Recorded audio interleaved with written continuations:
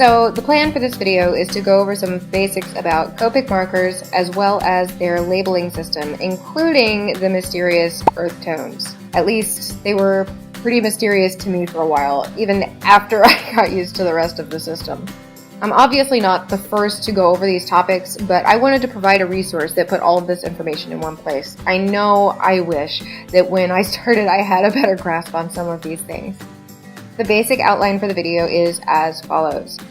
We're going to go over the Copic color families, the color wheel, the old color wheel, and you'll see why in just a little bit. We're going to go over the Copic color labeling system. Then we're going to move into the grays and blacks, the earth tones, and lastly, but of course not least, the marker styles, the Ciaos, the sketches, the classics, the wides, all the different nibs, the capacities, and color availability for each of them. First, we should go over the color chart and get a basic idea of the layout and the color families. The outer ring, where you'll find most of your colors, is laid out like your typical color wheel. Starting with R for red, it goes around to YR for yellow, red, or orange, Y for yellow, YG for green, G for green, BG for blue, green, and so on through B, BV, V, and RV. You'll notice that the only real difference between this and the standard color wheel is that the orange is missing. Well, I'm not 100% sure. I think it may be something to do with the way the colors were developed and how the old color chart was laid out. If you take a look at this older version, you can see they place the earth tones in the inner circle with the grays and blacks, but more specifically, they're placed on the inner ring where you would find those missing oranges on the outer ring. With a basic understanding of the color families, now we need to go over Copic's color labeling system. It's actually fairly straightforward and really not as complicated as it might look. Let's use the sample on the chart and start with the letters. BG. As we went over before, BG stands for blue-green. The primary color always comes first. You'll never see a GB for green-blue or a VB for violet-blue. Moving into the numerical part of the sample code, we see 05. The first digit 0, they refer to as the blending group. Blending groups are the spokes on the color wheel, and you can easily pick a few from a single spoke and blend them together. So don't let that stop you from blending outside of them and experimenting. Do your thing. That first digit will also always refer to the saturation or the intensity of the color. 0 is the most saturated, and 9 is the least saturated. The 5 in the sample code refers to the value or how light or dark that color will be. 9 will be your darkest colors, 0 the lightest. And the fully saturated blending groups like BGO and BO go all the way up to quad 0. So it would be like BG quad 0. You'll also have BOO, BOO, or people say it differently, BOO, BOO. The double, triple, and quad zeros are particularly light and good for blending out to white with the help of the colorless blender.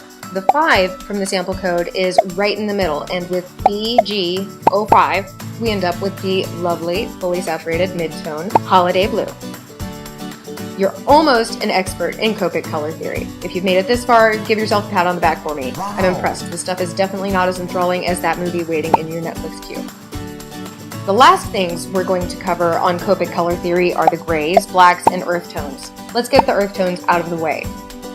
The missing oranges, as you can see, are clearly not entirely orange-based, which is probably a big part of why they decided to move them into their own space when they redesigned the chart.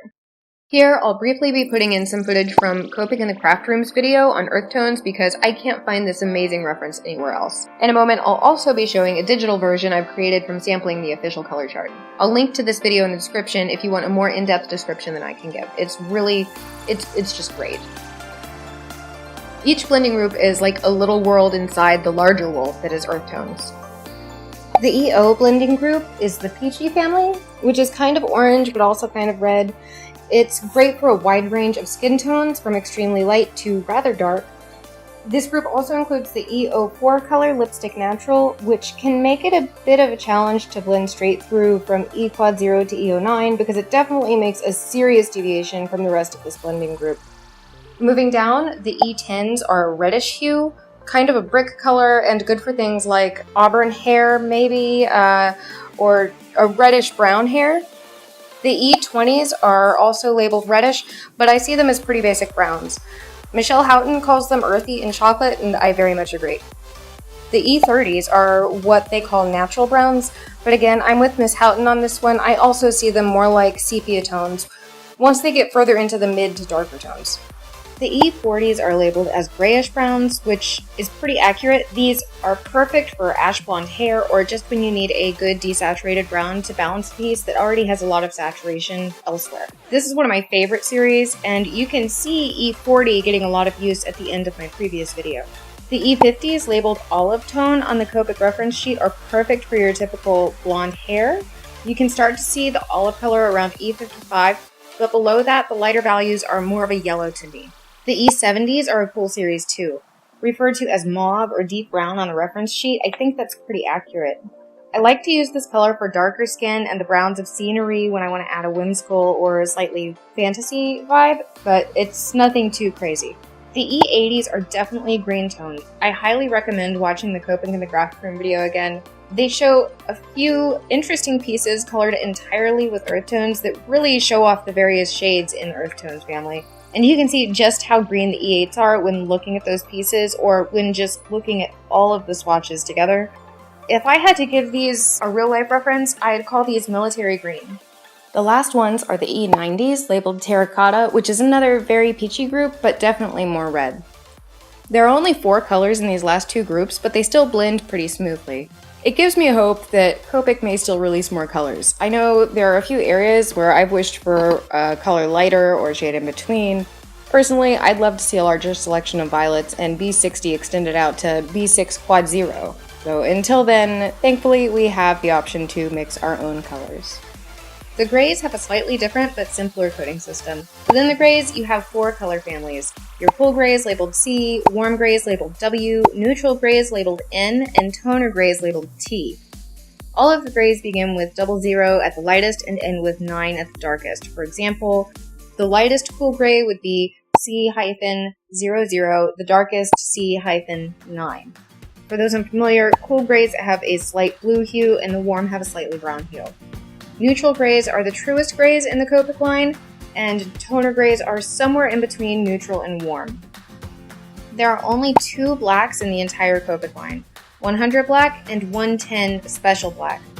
I believe 100 black is intended to be the truest possible black, but it reminds me more of a warm black. I would compare it to a Sharpie black. 110 special black is a cooler, slightly blue black. It's difficult to tell and it varies from paper to paper, but generally, I find 110 Special Black to be the darker, truer black of the 2. Definitely worth swatching in a store before purchasing if at all possible.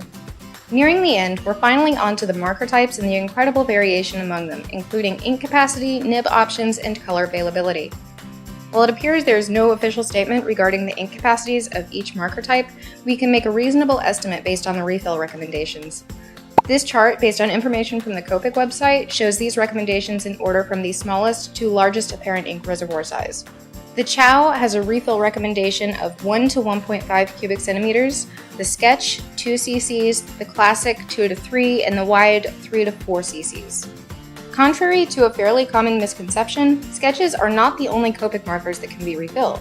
All Copic markers are in fact refillable and there are nib replacements available for all of them. With 9 nib options, the Classic Copic has the widest variety. Both the Ciao and the Sketch feature the medium broad chisel nibs and of course the famously buttery smooth super brush. The Sketch marker's features aren't limited to just the extra ink capacity though. It has 2 additional nib options that aren't available for the Ciao. While some artists might want to spend a little extra for a slightly larger ink reservoir and extra nib options, I also know for a fact that it drives myself and others absolutely nuts when I can't put the cap on the end of my markers.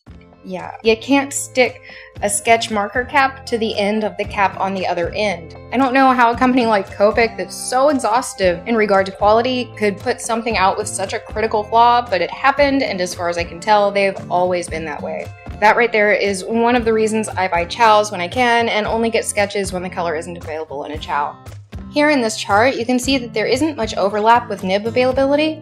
If you want a lot of options, your best bet is absolutely the Classic. If you want the super brush, you're going to want to go with the Sketches and the Ciaos. The Classic does have a smaller type of brush tip that is similar to the super brush, but if you've had the opportunity to test both, you'd quickly recognize why they call the Ciao and Sketch brushes super. Finally, the wides have 2 nib options, and having the largest nibs I've seen on anything, they also boast the largest ink reservoirs. While I don't have a lot of personal experience with these markers, I have swatched them and played with them a bit for lettering purposes. They're definitely incredible for large-scale Gothic and graffiti-style lettering, and pretty good at filling in large spaces with a fairly consistent coverage. As with all of the other markers, you have to work rather quickly to get a smooth wash of color. The alcohol ink dries fast, and there's no way around that. I think these are more aimed towards product rendering, landscape design, and architecture type work, and they'd be a great tool for any of those fields. And that's about it, y'all. If I missed anything or you have any questions at all, let me know in the comments. I know this one took a long time to get out, but it also gave me a better understanding of the level of work required for certain types of editing. From here on out, the plan is to do at least 1 video per week. Next one up is probably going to be a challenge. I do have one in mind, but please let me know if there are any you'd like to see me do. If you'd like to use my swatch sheet, you can find the link to the full res version in the description below, or just Google blank radial Copic chart. If you're grabbing it via mobile, you may need to download the Imgur app. If you do use it, please take a pic and tag me at Rio_illustrates on Instagram or Twitter. I would love to see everyone's different collections. Until next time, please like, subscribe, hit that bell, and share if you know someone who would find this video helpful. Thanks for watching, and I'll see y'all next week.